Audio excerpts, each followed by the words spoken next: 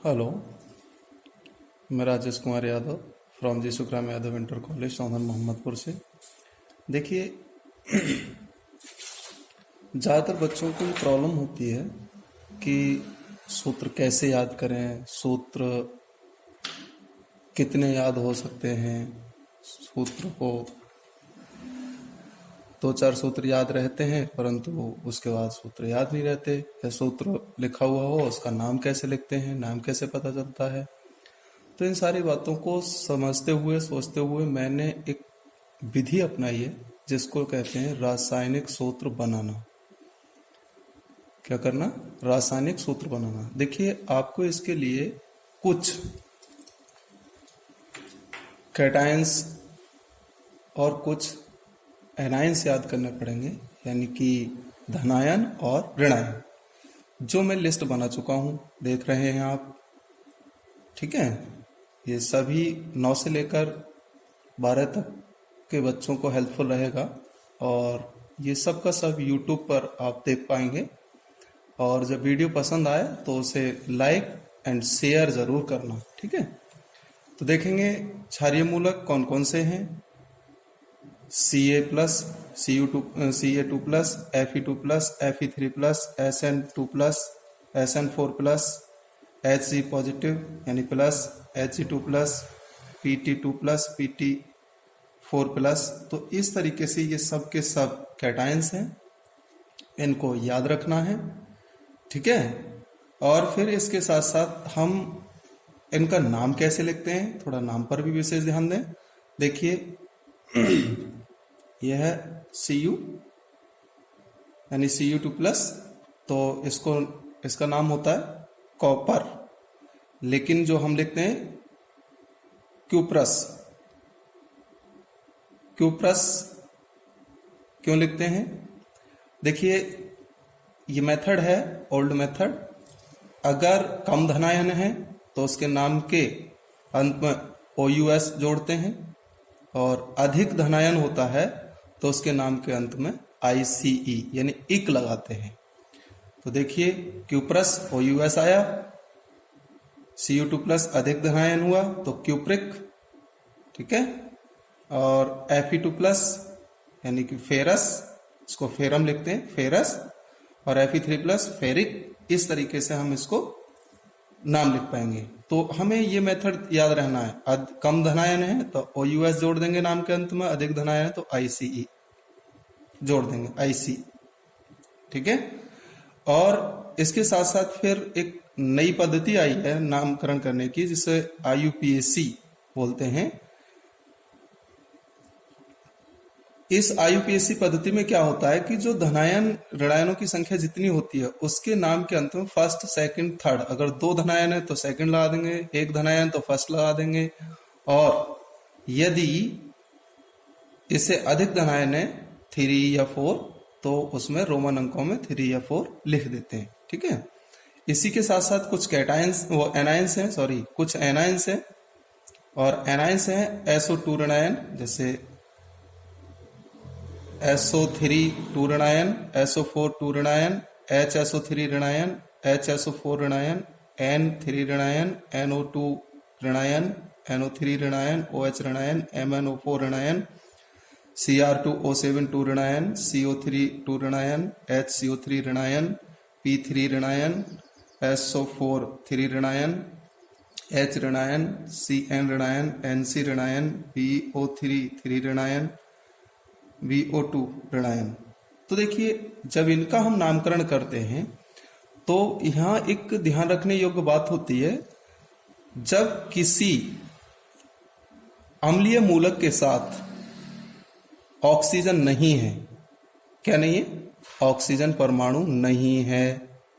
यह मैं लिख रखा हूं, अगर किसी ऋणायन में ऑक्सीजन परमाणु नहीं है यानी ऑक्सीजन नहीं है, ऑक्सीजन O बना के मैंने काट दिया है, तो उसके नाम के अंत में हम IDE लगाते हैं। क्या लगाते हैं? IDE। ठीक है, उसके बाद अगर कम ऑक्सीजन है तो ITE लगाएंगे, और अधिक ऑक्सीजन है तो ATE जोड़ेंगे नाम के अंत में। ठीक है, तो ये आपको याद करने हैं। किस प्रकार से याद करेंगे आप ही करेंगे, और इसी के माध्यम से आप मिनिमम बता रहा हूं कम से कम एक लगभग 800-900 फॉर्मूले बना सकते हैं इसी से। कैसे बनाएंगे देखिए, सूत्र बनाने कैसे आते हैं। जैसे हमारे पास Cu है, 1+ था, और हमें जैसे हमें लिख दिया क्यूप्रस सल्फाइड, हमने ये सूत्र लिख लिया, नाम लिख लिया क्यूप्रस सल्फाइड,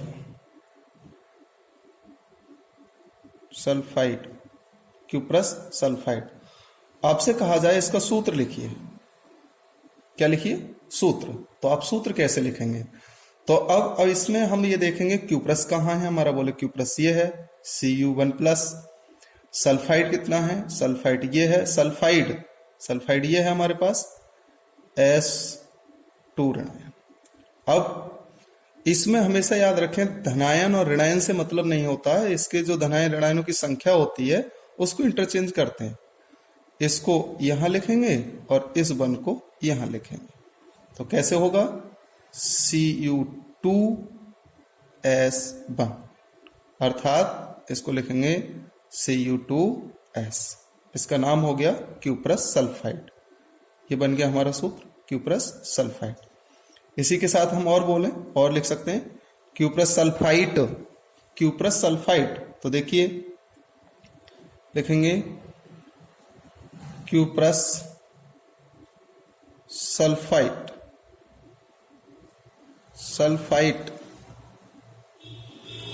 यानी ITE होना चाहिए, क्यूप्रस सल्फाइड। तो क्यूप्रस हम जानते हैं Cu+ है, Cu1+। सल्फाइड, अब सल्फाइड देखेंगे हम इसमें, तो देखो ये दे रखा है SO3 2 ऋणायन।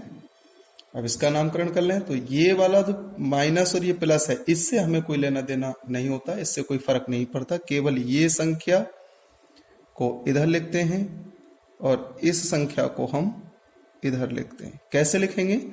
देखिए Cu लिख लिया, 2 SO3 पूरा का पूरा लिखेंगे और होल्टवाइज में 1 लिखेंगे क्योंकि एक ही है। तो इसको इकट्ठा करके कैसे लिखेंगे? इसको लिख देंगे Cu2SO3। ठीक है, इसका नाम हो गया क्यूप्रस सल्फाइड 2 नंबर। इसी प्रकार ये सूत्र बन गया आपका, यहां ये सूत्र बन गया। तीसरा नंबर और बताता हूं। अब इसमें से कि Cu+ है, ये सबके साथ जोड़ करके एक से एक नया कंपाउंड बनाता रहेगा।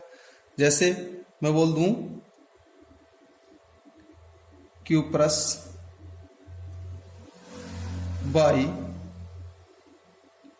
सल्फाइड, क्यूप्रस बाई सल्फाइड बनाना है। तो कैसे बनाना है? तो क्यूप्रस तो हम जानते ही हैं, Cu+ यानी 1+।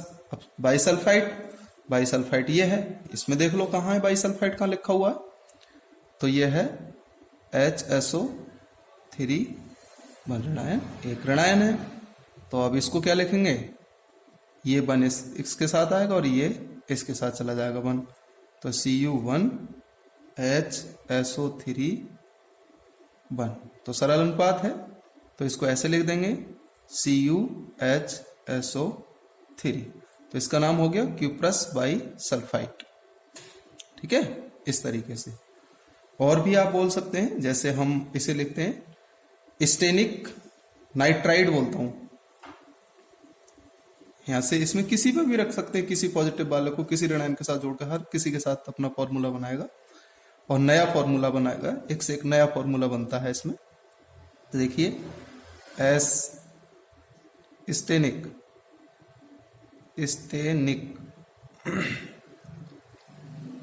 स्टेनिक सल्फाइड लिख देता हूं, चलो सल्फाइड। तो देखिए स्टेनिक कहाँ है? बोले स्टेनिक ये है SN4+। और सल्फाइड क्या है, सल्फाइड ये है SO2 रहा है। तो इस 2 की गुणा इसके साथ कर लेंगे और इस 4 की इधर कर लेंगे, तो क्या बनेगा SN2S4। इसका नाम हो गया स्टेनिक सल्फाइड। क्या हो गया, स्टेनिक सल्फाइड। इसी के साथ साथ और भी मैं आपको एक आध और बता देता हूं। ये सूत्र हो गया। और बताओ, जैसे फेरिक बाइसल्फेट लिखते हैं, फेरिक वाई सल्फाइट या सल्फेट लिख दो, सल्फेट। तो अब इसमें देखेंगे ये शब्द है हमारा फेरिक और ये है बाइसल्फेट। तो सबसे पहले हम देखेंगे फेरिक कहाँ है। फेरिक है Fe3+, और बाइसल्फेट सल्फेट HSO4 ऋणायन, बन ऋणायन है। ठीक है, तो हम इसे कैसे लिखेंगे, मैंने कहा है इस वन को इसके साथ लिखते हैं और इस 3 को इसके साथ लिखते हैं। तो कैसे लिखेंगे, यहां लिख देता हूं Fe1 HSO4 और उसे पूरा ब्रैकेट में बंद करके होल थ्राइस, अर्थात इसको लिखेंगे FeHSO4 का होल थ्राइस। इसका नाम हो गया फेरिक बाई सल्फेट। क्या हो गया, फेरिक बाई सल्फेट। आशा करता हूं सभी के समझ में आया होगा। और इसी तरीके से आप मिनिमम 1000 या 800 फॉर्मूले आप बना सकते हैं। ठीक है, और याद करने की भी कोई जरूरत नहीं है, थोड़ा धनायन और ऋणायन आपको याद करना है। ठीक है।